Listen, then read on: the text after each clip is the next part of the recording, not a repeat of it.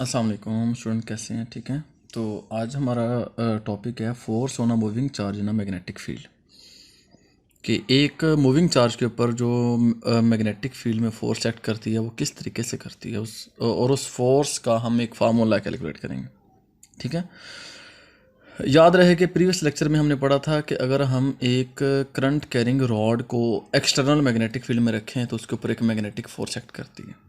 ठीक है। इसी तरीके से अगर हम एक चार्ज को एक्सटर्नल मैग्नेटिक फील्ड में छोड़ेंगे तो उस चार्ज के ऊपर एक फोर्स एग्जर्ट करेगी और उस फोर्स का नाम होगा मैग्नेटिक फोर्स। ठीक है। तो as we know when a current carrying conductor when place in magnetic field experience a force, कि जब हम करंट कैरिंग कंडक्टर को मैग्नेटिक फील्ड में रखेंगे तो उसके ऊपर एक फोर्स एग्जर्ट करती है। उसका हमने फार्मूला भी कैलकुलेट किया था, F बराबर ILB sine alpha, previous lecture में। तो magnetic field exert a force on moving charge. तो जो मैग्नेटिक फील्ड होता है वो मूविंग चार्ज के ऊपर भी फोर्स एग्जर्ट करता है, due to which conductor experience a force. हाँ, जिसकी वजह से जो है वो कंडक्टर पर फोर्स एक्ट होती है। देखिए, जो हमने प्रीवियस लेक्चर पढ़ा था, मैं फिर उसको बोल रहा हूँ कि जब हम एक कंडक्टर को, करंट कैरिंग कंडक्टर को मैग्नेटिक फील्ड में रखेंगे तो उसके ऊपर एक फोर्स एग्जर्ट करेगी। ठीक है। वो कंडक्टर के ऊपर एक्चुअली फोर्स क्यों एग्जर्ट करती है, उस रॉड के ऊपर फोर्स क्यों एग्जर्ट करती है, उस रॉड में चार्ज मूव करते हैं। ठीक है। तो वो जो चार्ज मूव करते हैं उन चार्जेस के ऊपर फोर्स एक्ट करती है, जिसकी वजह से हमारा रॉड जो है वो मूव करता है। तो आज उन चार्जेस के ऊपर जो फोर्स एग्जर्ट करती है वो उसका हमने फार्मूला कैलकुलेट करना है। ठीक है। तो consider a portion of wire that is carrying current I. हमारे पास ये एक वायर है, उसका हमने एक पोर्शन लिया हुआ है जिसको मैं ये शो करवा रहा हूँ। ठीक है। तो उस पोर्शन की जो लेंथ है वो L है, उसका एरिया जो है वो A है। ठीक है। तो फिर ये जो वायर है उसका वॉल्यूम क्या बनेगा, volume of wire segment AL। हमें पता है कि वॉल्यूम क्या होता है, एरिया मल्टीप्लाई बाय लेंथ। तो number of charge carrier in segment AL। ठीक है। तो ये जो सेगमेंट AL है इसमें हमें नहीं पता कि कितने चार्ज कैरियर है। ठीक है। तो हो सकता है उसमें N चार्ज कैरियर हों, तो इसमें जो चार्ज कैरियर होंगे उनको हम नाम देंगे NaL। क्यों NaL का नाम दिया, क्योंकि Al तो इसका वॉल्यूम है और N इसमें चार्ज कैरियर है। ठीक है। तो इसमें जो नंबर ऑफ चार्ज कैरियर होंगे वो NaL होंगे इस सेगमेंट में। ठीक है। तो इसको भी थोड़ा सा समझ लें। देखें, ये मैंने दो एरोज शो करवाए हैं। ये है हमारे पास एक्सटर्नल मैग्नेटिक फील्ड, जिसकी डायरेक्शन जो है वो अपवर्ड है। ठीक है। तो ये है वो डायरेक्शन जिस डायरेक्शन में हमने चार्ज को मूव करवाना है इस एक्सटर्नल मैग्नेटिक फील्ड में। ठीक है। अब देखें, ये है हमारे पास वेलोसिटी की डायरेक्शन, जिस डायरेक्शन में हम चार्ज को मूव करवाना चाह रहे हैं। ठीक है। तो ये है हमारा एक्सटर्नल मैग्नेटिक फील्ड, जिसकी डायरेक्शन जो है वो अपवर्ड है। तो फिर हमारे पास जो मैग्नेटिक फोर्स एक्ट करेगी उसकी डायरेक्शन ये होगी। ठीक है। By using right hand rule हम इसको फाइंड कर सकते हैं, और हमने राइट हैंड रूल क्लास में पढ़ा हुआ है। ठीक है। तो देखें, इसमें जो total segment number of charge carrier है वो है NaL। Let Q is the magnitude of charge on each charge carrier. तो हर कैरियर के ऊपर जो चार्ज का मैग्नीट्यूड होता है वो Q होता है। ठीक है। तो जो NaL चार्ज कैरियर हैं उनके ऊपर जो चार्ज होगा उसको हम किसका नाम देंगे, NaL। देखें, एक चार्ज के ऊपर जो चार्ज होता है उसको हम Q लिखते हैं। हमारे पास यहाँ पर एक चार्ज नहीं है, दो नहीं है, NaL चार्जेस हैं। ठीक है। तो जो NaL चार्जेस हैं इनके ऊपर जो टोटल चार्ज होगा उसको हम नाम देंगे डेल Q, और वो किसके इक्वल होगा, QNaL। ठीक है। तो ये QNaL टोटल चार्ज है जितने भी इस वायर के अंदर हमारे चार्ज कैरियर मौजूद है। तो हमें पता है करंट का फार्मूला क्या होता है, I बराबर del Q over del T। Del Q हमारे पास है QNaL। ठीक है। तो यहाँ पर हम इक्वेशन में डेल Q की जगह पर क्या पुट कर देंगे, QNaL को पुट करेंगे। ठीक है।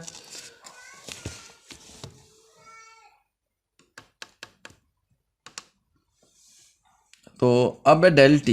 S का हमने पढ़ा कि डिस्टेंस S बराबर VT। ठीक है। कि S हमारे पास होता है VT के इक्वल होता है। तो यहाँ से अगर हम डेल T की वैल्यू निकालना चाहें तो हमारे पास क्या बनेगी, S को अगर मैं L लिखूँ, V रहेगा, T को मैं डेल T का नाम दूँ तो डेल T बराबर L ओवर V। तो इस इक्वेशन में डेल T की जगह पर मैं क्या पुट कर सकता हूँ, L ओवर V। ठीक है। तो L से L कैंसिल, तो I हमारे पास बन जाएगा QNaV। ठीक है। तो ये हमारे पास आ गया करंट। अब हमने फार्मूला पढ़ा था कि magnetic force on current carrying conductor F L बराबर I into L cross B. इस फार्मूले में मैं आई की जगह पर क्यू एन ए वी को पुट करूँगा, तो क्या बन जाएगा Q N A V L cross B. ठीक है, अब थोड़ा सा हम डायग्राम की तरफ चलते हैं फिर से। देखें, हमारा जो चार्ज कैरियर है उनकी मूवमेंट की डायरेक्शन क्या है, उनकी वेलोसिटी क्या है, ये उनकी वेलोसिटी की डायरेक्शन है। ठीक है, अब जो रॉड है उसकी लेंथ को भी हमने ये लिया हुआ है। ठीक है, अब रॉड की जो लेंथ है वो फिक्स है, तो जो चीज़ फिक्स होती है, अगर हमारे पास कोई भी एक स्केलर क्वांटिटी है उसके डायरेक्शन फिक्स है तो हम उसको वेक्टर ले सकते हैं। ठीक है, तो ये जो लेंथ है, ये रॉड की जो लेंथ है, ये लेंथ फिक्स है, तो इस लेंथ को हम वेक्टर ले सकते हैं क्योंकि इस लेंथ की डायरेक्शन चेंज होने वाली नहीं है। ठीक है, तो देखें, अब देखें डायग्राम से कि वेलोसिटी की डायरेक्शन और लेंथ की डायरेक्शन क्या है, सेम है। ठीक है, तो वेक्टर में हम डायरेक्शन को रिप्रेजेंट करने के लिए हम एक वेक्टर यूज़ करते हैं जिसका नाम क्या होता है, यूनिट वेक्टर होता है।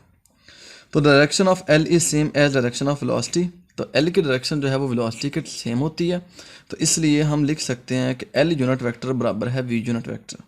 एल यूनिट वेक्टर रिप्रेजेंट कर रहा है लेंथ की डायरेक्शन को और वी यूनिट वेक्टर रिप्रेजेंट कर रहा है वेलोसिटी की डायरेक्शन को। ठीक है, तो मैं अगर इसको, अब हमने इसको थोड़ा सॉल्व करना है, हम मैथमेटिक्स की थोड़ी टेक्निक्स यूज़ करेंगे। एल वेक्टर होगा हमारे पास किसके बराबर होता है, कोई भी वेक्टर जो होता है वो दो चीज़ों का प्रोडक्ट होता है, मैग्नीट्यूड और उसका यूनिट वेक्टर। तो एल वेक्टर भी बराबर होगा एल का मैग्नीट्यूड और उसका यूनिट वेक्टर।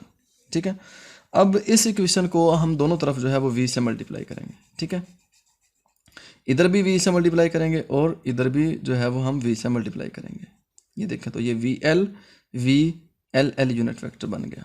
ठीक है, अब देखें, हमने ऊपर बोला था कि लेंथ और वेलोसिटी दोनों सेम डायरेक्शन में है, दोनों के यूनिट वेक्टर सेम है, तो यहाँ पर जहाँ पर एल यूनिट वेक्टर है तो इस एल यूनिट वेक्टर के जगह पर मैं क्या लिख सकता हूँ, वी यूनिट वेक्टर लिख सकता हूँ। ऊपर हमने हिंट दिया और ये मैंने साइड पे भी दिया हुआ है हिंट। ठीक है, तो वी एल वेक्टर बराबर वी का वी रहेगा, एल का एल रहेगा, लेकिन इस एल यूनिट वेक्टर की जगह पर हम क्या लिखेंगे, वी यूनिट वेक्टर लिखेंगे। ठीक है, तो इसको अगर मैं थोड़ा रीअरेंज करूँ तो वी यूनिट एल, तो ये क्या चीज़ बन रही है हमारे पास, वी यूनिट वेक्टर, ये हमारे पास एक वेलोसिटी वेक्टर बन रहा है। ठीक है, तो इसको हम वी का नाम देंगे। ठीक है, तो ये एक वेलोसिटी वेक्टर बन गया, तो वी एल वेक्टर किसके बराबर हो गया, v vector l, v l vector बराबर वी वेक्टर एल।